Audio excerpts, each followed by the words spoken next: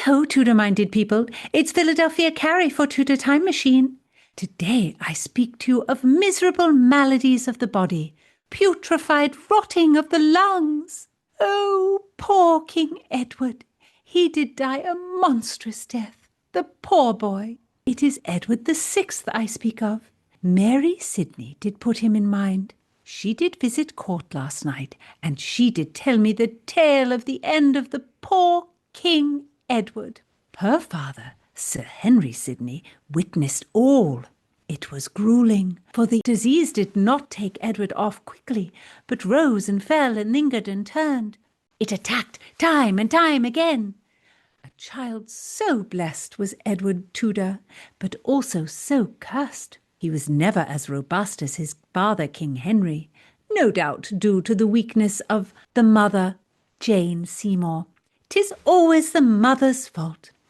Yet Edward was crowned to his glory in 1550. The English people had 2 glorious summers with King Edward in good health. But as the frost came in 1552, our king's health waned. He had a pox, and then a pox upon the pox. He did heal, but he was weakened, and his humours were wild, and all askew. Within a year, Edward did become uneasy, feverish, and cold. There were fears that it was no illness at all, that it was evil poison. Yet, as the boy was in agony, it mattered not what the cause. His body was tormented by pains and fevers and swellings. The doctors came, and they did bleed him to restore his humours. They made a synapism, a plaster of white mustard that did irritate the skin and cause the blood to flow. And they used Spanish fly, which did create blisters to divert the excess fluid from the labouring organs.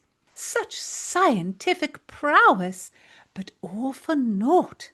As Sir Henry did care for him, the king's body swelled, and his skin broke out in ulcers. He could not eat, his hair fell from the royal head, and his nails fell from the tips of his royal fingers. Our good King Edward died in the arms of Mary Sidney's father, saying, "I am faint, Lord, have mercy upon me, and take my spirit." Oh, what could cause the death of one so high-born? The surgeon did slice him open to discover. Inside the body cavity he witnessed the horrors that tormented the poor king.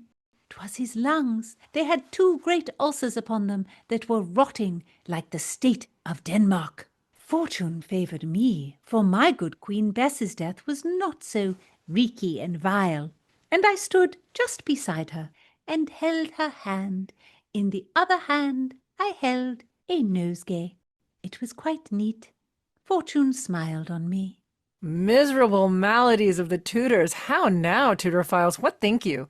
If you're new here, I'm Gage. I'm Jessica. And we're here with Philadelphia Carrie and her story of Edward VI's demise. He was but 16, and did name his cousin Jane to be queen, and that did much mischief make. Oh, Tudorphiles, listen to Tudor Time Machine's story project, for it is a history of the Elizabethan court that reveals more about my Elizabeth than I think is right for peasants such as yourselves to know.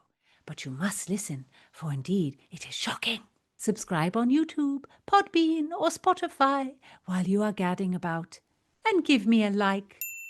Tudorphiles are an amazing bunch. You have the wit of Beatrice and the kindness of Cordelia. Thank you for joining us. Today we're talking about putrefied lungs, which is something we don't see very often today. Edward, even by modern standards, was extremely, extremely sick. Many historians speculate that he had the smallpox and the measles, perhaps at the same time, poor kid. Pox on pox!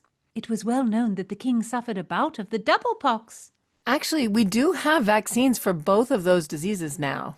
I know, and poor Edward didn't have a vaccine for either of them. And there's speculation that measles weakened his immune system, even after he seemed to be well from the bout of double pox, and that allowed a cold to become pneumonia. Oh, I do not know these words. Vaccine, pneumonia, immune system. But they did bring the finest leeches to let Edward's blood and restore him. But these did him no good. They did fail in their task. In his biography, Edward VI by Jennifer Loach, she conjectures that he had a suppurating pulmonary infection and that his cold may have deteriorated into a bronchopneumonia. That infection damaged his lungs, and that caused the abscesses. And that also would have caused him to cough up the blood that people thought was tuberculosis. Also, great herbologists came and did put many a poultice on Edward's chest. Well, Philadelphia, this sort of illness needs intense intervention, not leeches or herbs or changing people's humors. Even today, that sort of pulmonary ulcer needs antibiotics, of course, drainage, maybe surgery to remove part of the lung, and some sites I read even suggested radiation therapy is used. Poor Edward was an extremely sick person. I mean, we can't know exactly what was wrong with him, but it was a long, slow, painful death. Oh, he bore it with such grace. Mary Sidney said her father was so moved by his composure. That is the way of the Tudors. He was either very composed or too sick and weakened to move around. Truthfully, I'm sorry he had to go through that. It just sounds like he was in absolute torture. Oh, it's terrible. His kidneys failed. He couldn't stand. He couldn't eat. Ugh. And he was such a young man. Oh, may we all come to tidy ends, I say. Be careful with your humors and use your poultices. Give heed, Tudorphiles. Enjoy good health. Listen in next time. Don't miss a malady. Subscribe on YouTube and give me a like.